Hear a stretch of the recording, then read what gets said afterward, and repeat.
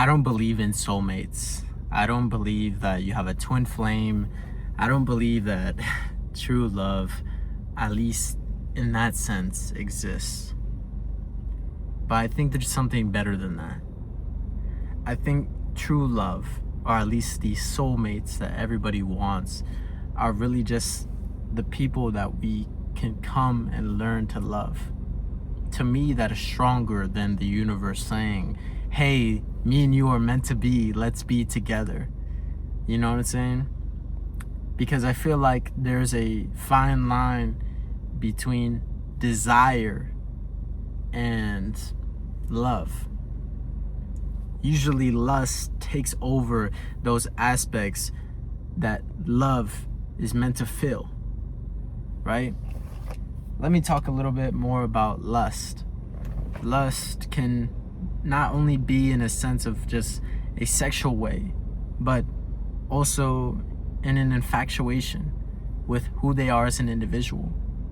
And lust is not inherently bad, but when we lust about the physical things is when we stray away from what truly is a soulmate and what truly makes you love somebody. If you lust for your individual or your significant other because of the grand imagination or the intelligence that they have, I would say that lust for that curiosity of figuring out who that person is beautiful.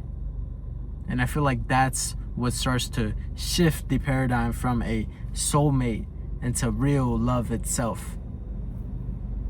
Now let me talk about another concept that I feel like is very pressing when it comes to love in general. And it's this idea of a unconditional love. Love is a very fickle and a very interesting thing to think about, because inherently most love is not unconditional. Most love is not, it is conditional. There is a condition to our love, a condition for why we exist, a condition to why we're together, you know? And unconditional love only stems from when you are truly able to love and appreciate somebody no matter the circumstances.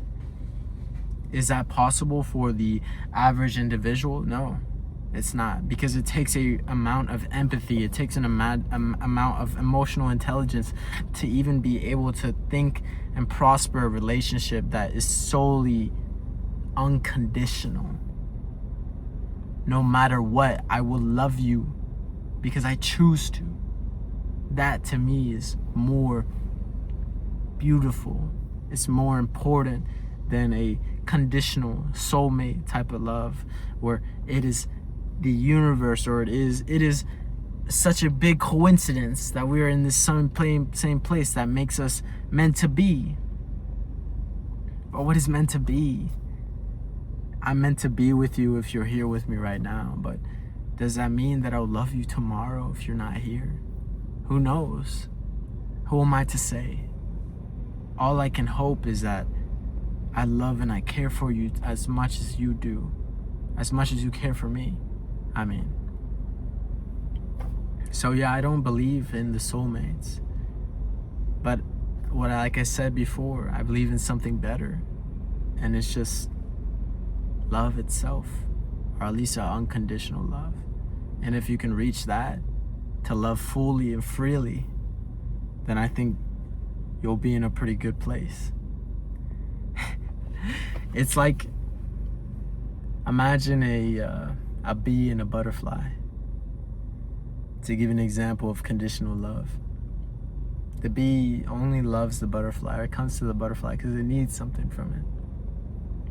Whether it's affection, well, in this case it would be food, but let's just say it theoretically, for affection, for its beauty, for its essence. And the flower just as much. It needs pollinators in order to survive, to reproduce.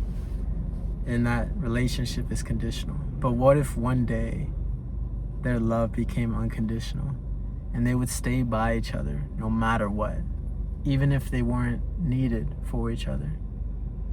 You don't find that in nature. That's why I feel like that's something even grander than soulmates than twin flames, than us meant to be. I choose you. I think that's beautiful. I choose you because I believe that you're beautiful. I believe that you're strong. But more than that, I love you because I love you. Not because of the things that you can provide me. Not because of the things that you have. It's because at every giving, waking moment, I would give up everything.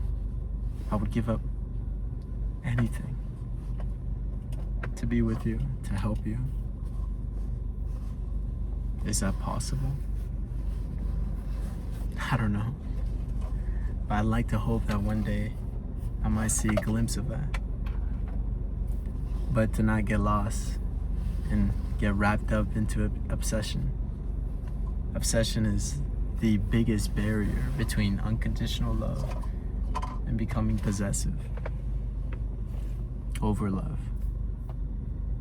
Obsession, the movie, came out a few months ago. It's a scary movie, or this horror movie about a man that wishes that this girl would love him or to like him back, and he grants himself a wish through something called a one-wish willow, and he wishes that this person will love him, that they'll be with him. The only problem with that is that their love was conditional. She was only loving him and was with him because he forced her to. And he comes to find out no matter how much he tries to make her love him, it just doesn't work.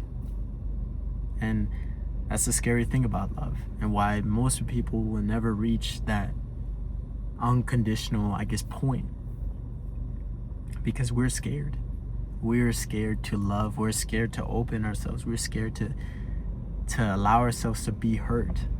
And that's why I feel like the majority of relationships fails nowadays, is because you have blood, you have walls, you have facades, you have faces of who you are, and you never show that true version of yourself. But let me give you a newsflash: none of your relationships will truly be real until you break all those walls down. Because you will never be able to care, you will never be able to empathize truly with somebody if you cannot empathize with yourself. So if you want to have true love, allow yourself to love and to be loved. And maybe one day we'll reach that point where we can get something better than a soulmate.